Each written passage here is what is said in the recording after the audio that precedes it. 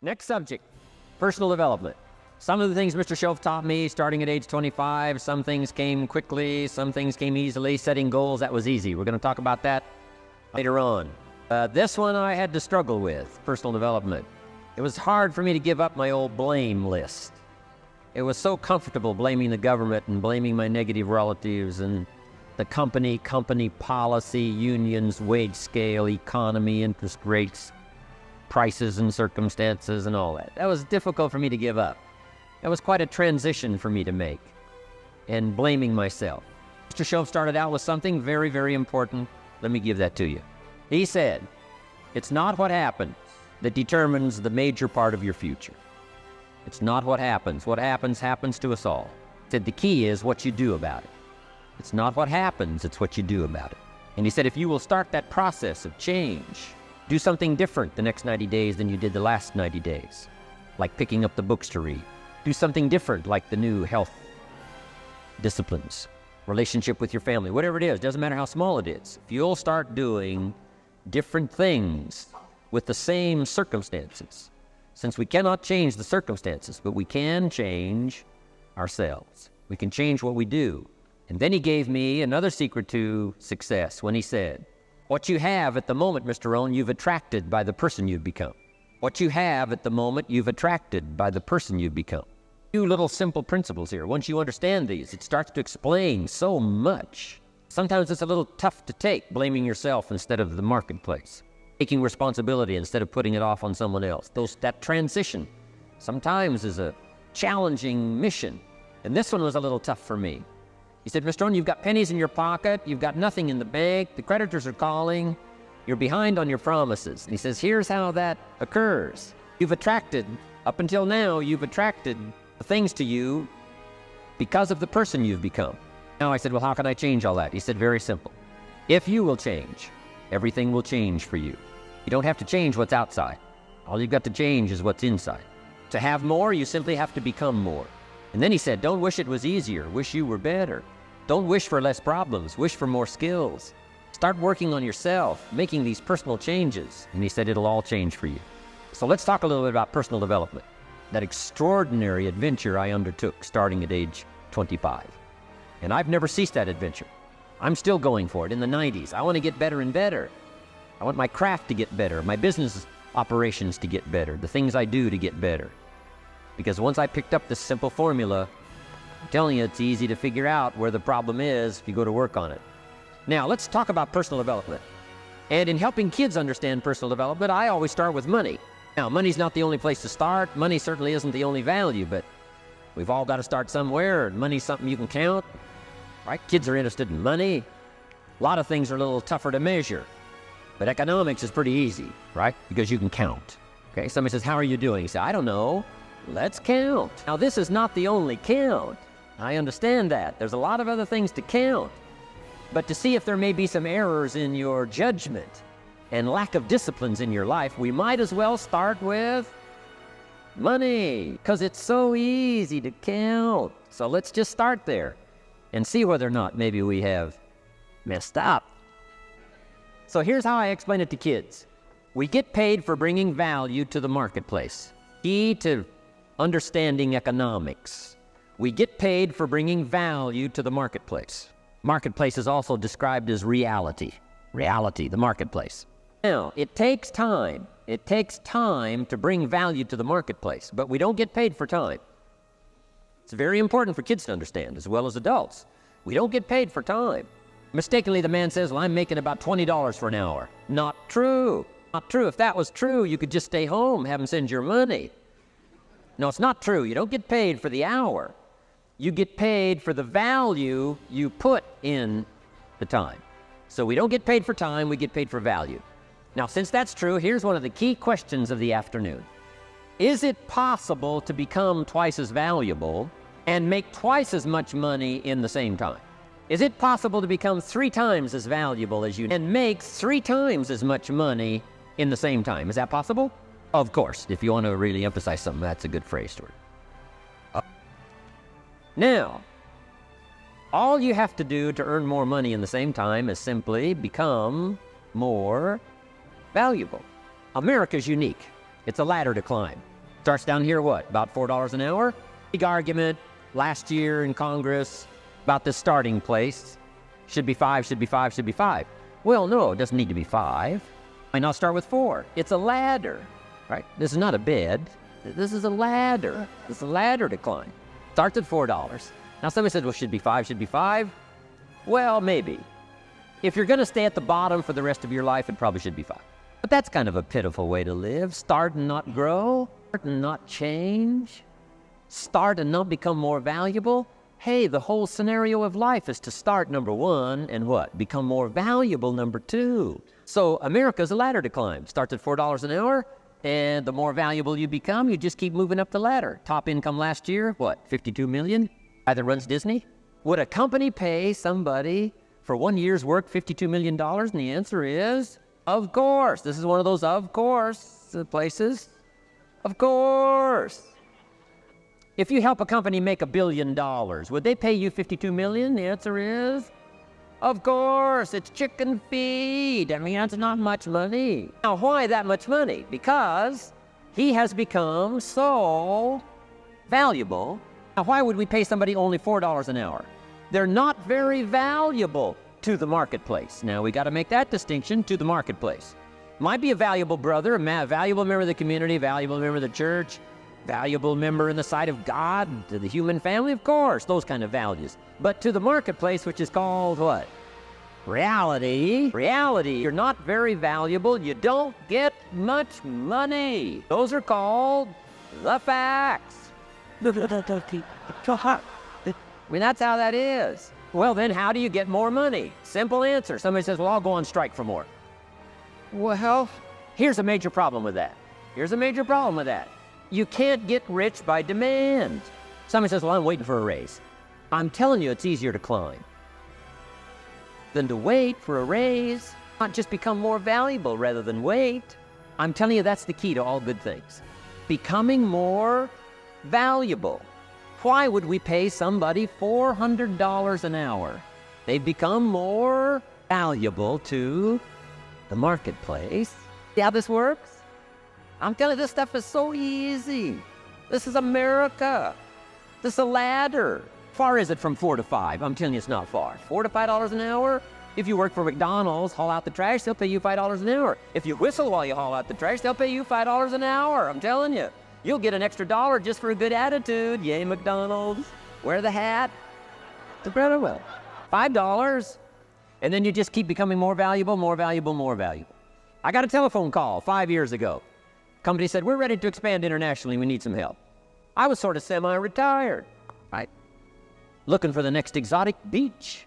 They said, no, Mr. Rohn, we got a project for you, right? Going to expand internationally. We could use your help. Next little while, we'll add some millions to your fortune, make it worth your while. I said, okay. I thought later, isn't that interesting that they called me? My second thought was, of course they'd call me. Who else would they call? I mean, you know, I can get the job done. How come? How could a telephone call worth millions?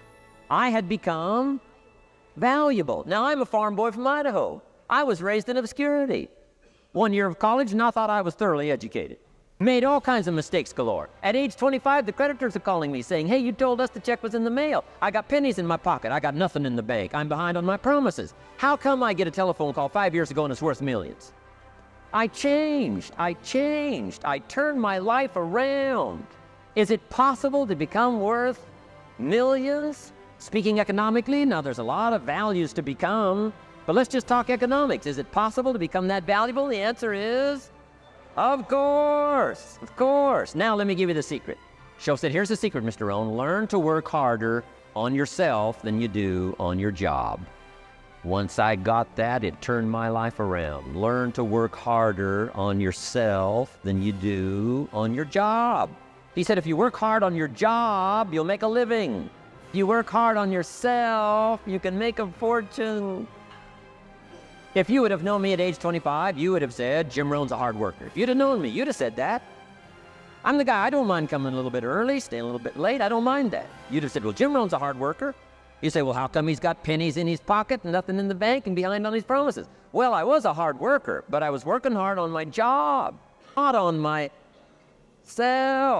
I'm telling you, if you'll learn that simple little principle and start the process today, latest tomorrow, I'll give you tonight to think it over. And start this whole process of personal development, work on yourself, make yourself more valuable to the marketplace. I'm telling you, you can so dynamically change your income, and economics is the least of the values that you can start earning in terms of equity. If you'll start working harder on yourself than you do on your job. Work hard on yourself and develop the skills. Work hard on yourself and develop the graces. All of the stuff necessary to become more valuable to the marketplace. I'm telling you, your whole life can explode into change. Promotions, no problem. Becoming more valuable to the company, I'm telling you, no problem. Money, no problem. Economics, no problem. Future, no problem. If you just go to work on the right thing. Not get things out there to change. Don't try to change the seed. Don't change the soil. Don't change the sunshine. Don't change the rain. Don't change the mix of seasons. Let the miracle of everything that's available work for you, and start working on the inside. Work on your philosophy. Work on your attitude. Work on your personality. Work on your language. Work on the gift of communication. Work on all of your abilities. And if you'll start making those personal changes, I'm telling you, everything will change for you. What? Let me take some time now and give you what I think are the 4 major lessons in life to learn. 4 major lessons. It is so important to study the majors. Have you ever noticed that some people don't do well because they major in minor things? Whatever you do, check at the end of the week, the end of the year, and make sure you're not spending major time on minor things. Otherwise, you will wind up with a below-average life. Now, before I get to the 4 major lessons, there are 2 phrases to consider. First, life and business are like the changing seasons. That's one of the best ways to illustrate life. It's like the seasons that change. Frank Sinatra sings, life is like the seasons. Here is the second phrase. You cannot change the seasons, but you can change yourself. Now, with those 2 key phrases in mind, here are the 4 major lessons in life to learn. The first is, learn how to handle the winters. They come right after fall with regularity. Some are long, some are short. Some are difficult, some are easy. But they always come right after fall. Remember, it isn't going to change. Now, there are all kinds of winters, right? The winter when you can't figure it out.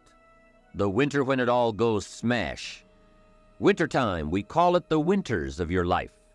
One writer called it the winter of discontent. Winter when it turns upside down, when it all goes wrong. Our economic winters, social winters, personal winters, when your heart is smashed into 1,000 pieces. Wintertime, disappointments. Disappointment is common to us all. So learn how to handle the winters. You must learn how to handle the nights. They come right after days. You must learn how to handle difficulty. It always comes after opportunity. You must learn to handle recessions. They come right after expansions. It isn't going to change. So the big question is, what do you do about the winters? Well, you can't get rid of January simply by tearing it off the calendar.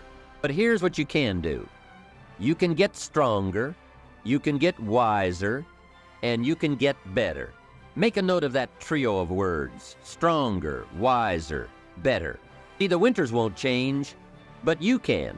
Before I understood this, when it was winter, I used to wish it was summer. I didn't understand. When it was difficult, I used to wish it was easy. I didn't know. Then Mr. Shoaff gave me the answer from a part of his very unique philosophy when he said, don't wish it was easier, wish you were better. Don't wish for less problems, wish for more skills. Don't wish for less challenge, wish for more wisdom. Here's the second major lesson in life to learn. Learn how to take advantage of the spring. Spring is called opportunity, and uniquely enough, spring follows winter. And pray tell how often? Is it reliable? Can you count on it? Well, 6,000 years that we know of, that's pretty reliable. And what a great place for spring right after winter. If you were going to put it somewhere, that would be the place to put it. God is a genius. Hey, days follow nights. Isn't that terrific? Opportunity follows difficulty. Expansion follows recession. And all with regularity. You can count on it. However, make a special note of the 2 words, take advantage. That is what we must learn to do, take advantage. Just because spring comes is no sign you're going to look good in the fall. You must do something with it. In fact, everyone has to get good at one of two things: planting in the spring or begging in the fall. So take advantage of the day. Take advantage of the opportunity. And read every book you can get your hands on to learn how to take advantage of the spring. And one more thought: get busy quickly on your springs, your opportunities. There are just a handful of springs that have been handed to each of us. Life is brief even at the longest. The Beatles wrote, "Life is so short." And for John Lennon on the streets of New York, it was extra short. But it is short. Elton John sings, "She lived her life like a candle in the wind." Life is fragile. Life is brief. Whatever you're going to do with your life, get at it. Don't just let the seasons pass. The third lesson in life to learn is learn how to nourish and protect your crops all summer. Sure enough, as soon as you've planted, the busy bugs and the noxious weeds are out to take it. And here is the next bit of truth: they will take it unless you prevent it.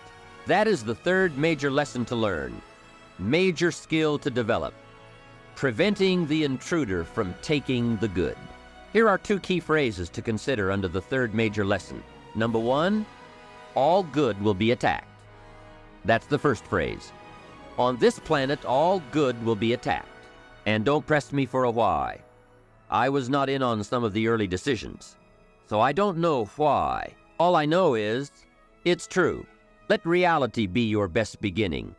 Every garden will be invaded. Not to think so is naive. Here's the second phrase: all values must be defended. Social values, political values, friendship values, marriage values, family values, business values. Every garden must be tended all summer. If you don't develop this skill, you will never wind up with anything of value. Last is the fourth major lesson in life to learn. Learn how to reap in the fall without complaint. That's number 4. Take full responsibility for what happens to you. It is one of the highest forms of human maturity, accepting full responsibility. It's the day you know you have passed from childhood to adulthood, accepting full responsibility. And learn how to reap in the fall without apology. Without apology, you have done well, and without complaint if you have not. That's the best of human maturity. I'm not saying it's easy. I'm saying it's the best. There's a Black Heritage spiritual that says, "It's not my mother nor my father, nor my brother nor my sister, but it's me, O Lord, standing in the need of prayer." See, I used to blame everything outside for my lack of progress, until I found the problem was inside. For a big share of my life, I kept looking for the answers to do well outside, and I found out the answers were inside. Success is not something you pursue. Success is something you become. You see, it's not what happens that determines the quality or the quantity of your life. It's not what happens. And the reason is because what happens to about everybody. The sun went down on all of us last night. A common event. And I found out the same things can happen to two different people, but one gets rich and the other stays poor. Why is that? It's because it's not what happens, but rather, it's what you do about it. That is an important phrase for your written and mental notes.